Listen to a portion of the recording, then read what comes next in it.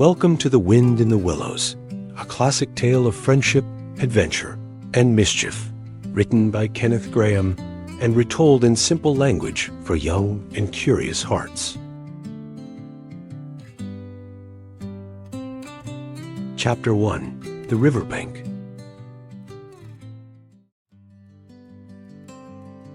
The mole had been working very hard all morning, spring cleaning his little home. There were splashes of whitewash all over his black fur. His back ached and his arms were tired with spring in the world outside. Mole could feel the fresh air and sunshine calling to him in his dark underground burrow. Suddenly he threw his brush down. "Bother," he said. "Oh, blow," he said. "Hang spring cleaning." He bolted out of the house and scrambled up the steep, narrow tunnel, which was his front entrance. He had to scrape and scratch and scrabble and scrooge with his little paws, muttering to himself all the time, "Up we go, up we go." At last, pop! His snout came out into the sunlight, and he found himself rolling in the warm grass of a great meadow. "This is fine," he said to himself, "better than whitewashing." He bounded joyfully across the meadow till he reached a gap in the hedge, pushing past an elderly rabbit who said, "Sixpence for using our private road." As he crossed the fields, he suddenly came out on the bank of a river. He had never seen one before. The water was full of life and movement, glints and gleams and sparkles, chatter and bubble. The mole trotted along beside it, fascinated, until he was tired out. He sat down on the grassy bank and listened to the sound of the water. As he looked at the opposite bank, he saw a dark hole. Something bright and small twinkled in it. It winked, and he saw it was an eye. Then a small face appeared, a brown little face with whiskers, small neat ears, and thick silky hair. It was the water rat. The animals stood and looked at each other. "Hello, mole," said the water rat. "Hello, rat," said the mole. "Would you like to come over? How can I get to you?" said Mole, not knowing the ways of the river. The rat stooped down and unfastened a rope. He hauled up a little blue and white boat, just the size for two animals. He rowed across and gave Mole his paw to step down timidly into it. The two animals made friends at once. Ratty was very surprised to hear that Mole had never been in a boat before. "There is nothing half so much worth doing," he told Mole, "as simply messing about in boats." Then he had an idea. "Look here, if you've really nothing else to do this morning, why don't we go down the river together and make a long day of it?" "Let's start at once," said Mole, settling back happily into the soft cushions. The rat fetched a wicker picnic basket. "Shove that under your feet. What's inside?" "There's cold chicken inside," said Rat. "Cold tongwex driffen likot ben tin denburn." "Oh, stop!" cried Mole instassisi. Cried Mole instassisi. "Cold tongwex driffen gulf potted messin chin denburn." "Oh, stop!" cried Mole instassisi. "This is too much. Do you think so?" said Rat seriously.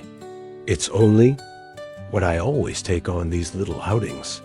Rat rowed silently down the river, while Mole took in all the new sights, smells, and sounds, and trailed his paw lazily in the water.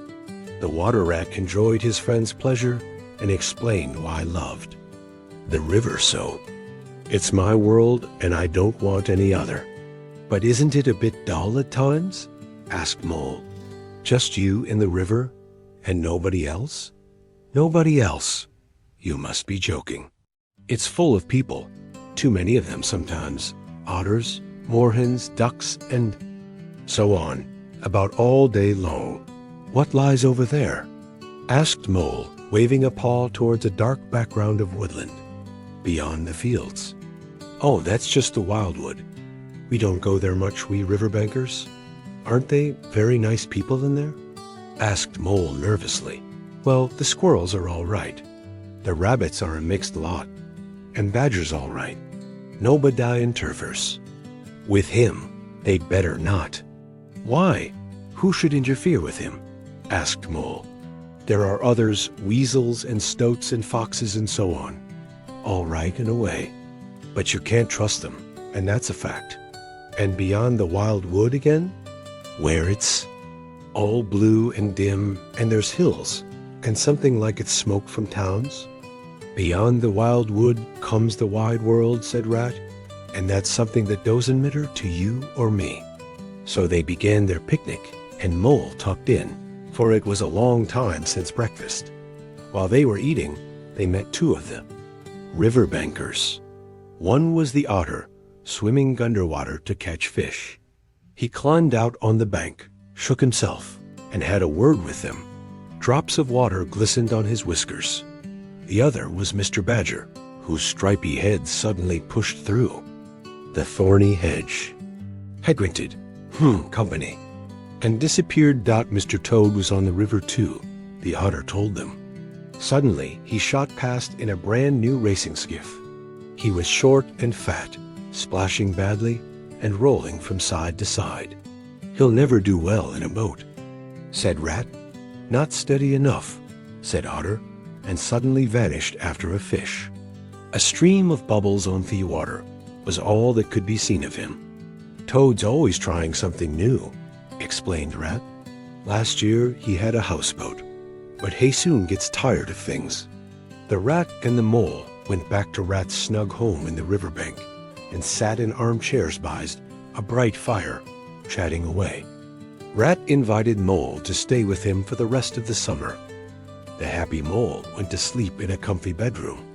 His newly found friend, the river, was lapping against the bank, and he could hear the wind whispering in the willows. Thanks for joining us on this charming journey through the wind in the willows. We hope you enjoyed the adventure. Don't forget to subscribe to the channel and click the bell so you won't miss the next chapter.